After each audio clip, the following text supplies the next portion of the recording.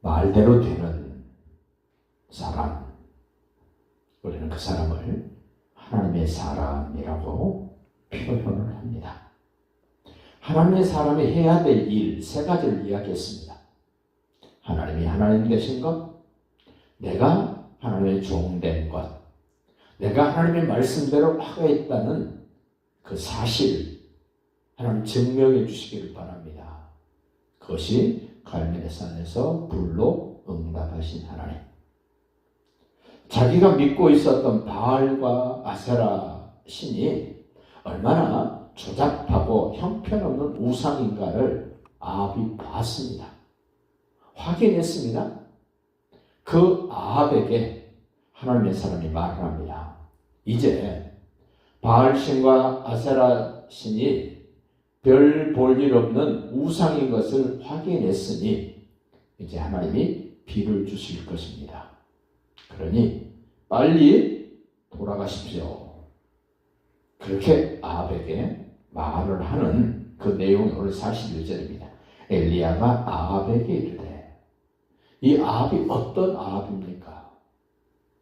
바알과 아세라 신을 하나님보다 더 섬겼던 이 아합이 길게 가지는 않지만 짧은 순간이라도 하나님이 진짜 하나님이시구나라고 보았습니다. 확인했습니다. 그 사람에게 하나님의 사람이 말을 합니다. 이제 비가 올 것입니다. 3년 동안 비가 오지 않았는데 하나님의 사람이 말을 하니까 이제 비가 온다는 겁니다. 엘리야가 아합에게 이르되 올라가서 먹고 마시소서, 큰 빗소리가 있나이다. 아직 이슬비도 안 왔습니다. 그런데 큰 빗소리가 있다고 말을 합니다. 그 말대로 큰 비가 쏟아지게 됩니다. 아합이 먹고 마시러 올라가니라. 엘리야가 갈멜산 꼭대기로 올라가서 땅에 꿇어 엎드려 그 얼굴을 무릎 사이에 넣었다. 하나님의 사람이 하는 말을 전혀 듣지 않았던 아합이 듣습니다. 이제 진짜 비가 오겠구나. 내가 말대로 먹고 마시고 빨리 내가 돌아가야 되겠구나. 그런 생각을, 그런 행동을 하게 됩니다. 그렇게 말하고 하나님의 사람 엘리야가 가만히 있는 것이 아니라 기도에 전심을 다합니다. 산 꼭대기로 올라가서 땅에 꿇어 엎드려 그 얼굴을 무릎 사이에 넣었다. 자기 얼굴을 어떻게 무릎 사이에 넣을 수 있습니까? 넣을 수 없습니다. 그런데 얼마나 간절했든지, 얼마나 애를 쓰고 힘을 썼던지 얼굴을 무릎 사이에 넣었다 이럽니다. 우리는 엘리야가 무릎 사이에 얼굴을 넣고 기도한 것도 중요하지만 내가 누구냐는 것은 더 중요합니다.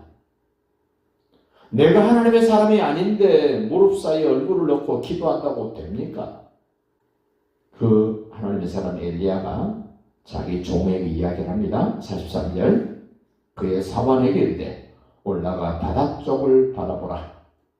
그가 올라가 바라보고 말하되 아무것도 없나이다. 아무것도 없습니다. 비 올 기미가 안 보입니다. 그런데 엘리야는 큰 빗소리가 있다고 아합에게 이야기했습니다. 이르되 7번까지 다시 가라. 뭘 이야기합니까? 한 번, 두 번 하고 그치는 것이 아니라 계속해서 반복적으로 하라는 겁니다. 우리의 기도도 한두 번 해보고 안 되면 그만두는 것이 아니라 반복적으로 하라는 겁니다. 중언부언하는 기도와 반복적으로 하는 기도의 차이가 있습니다. 중언부언하는 기도는 자기가 무슨 기도를 하는 줄 모르고 그냥 하는 기도입니다. 그러나 반복적인 기도는 분명한 뜻이 있습니다. 목표가 있습니다. 목적이 있습니다. 그렇게 뜻이 있고 목표가 있고 목적이 있는 기도는 계속 이루어질 때까지 반복적으로 기도하는 것입니다. 예수님께서도 이 땅에 오셨을 때 십자가 지시기 전에 3번 반복해서 기도합니다. 참 안타까운 것은 반복하는 기도와 중언부언하는 기도의 차이를 모른다는 겁니다. 일반적으로 기도하는 사람들이 녹음기를 켜놓고 자기 기도를 녹음해서 들어보면 압니다. 내가 무슨 기도를 하고 있는가.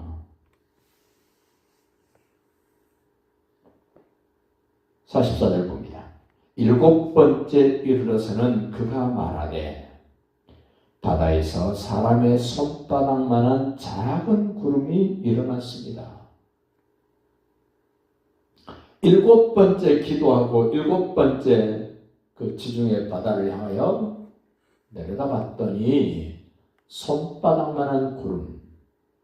여러분, 하늘의 손바닥만한 구름 확 눈에 들어오겠습니까? 자세히 살펴야만 되는 손바닥만한 구름. 하늘에 손바닥만한 게 떠 있으면 보이겠습니까?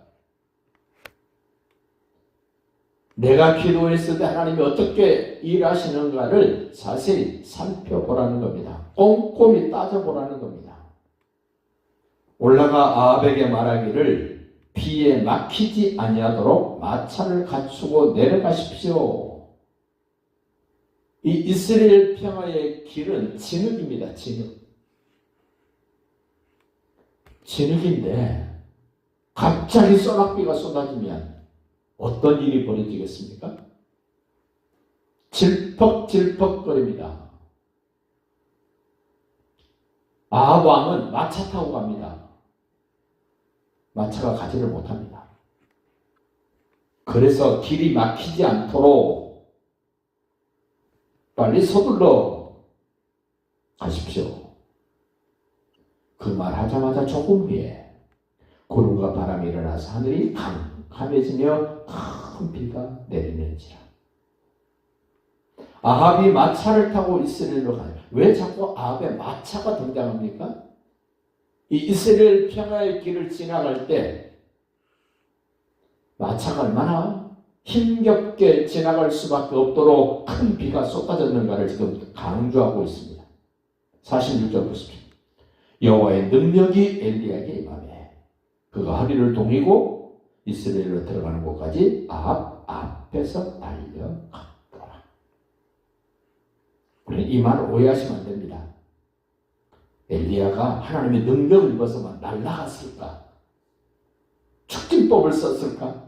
그런 얘기 아니고 이스라엘 평화의 땅이 어떤 땅인가? 왜 마차가 이렇게 강조되고 있는가? 왜 큰 비가 강조되고 있는가? 조금이라도 늦게 가면 마차가 이 길 질퍽되는 것 때문에 갈 수 없다는 것을 미리 엘리야가 말해준 겁니다.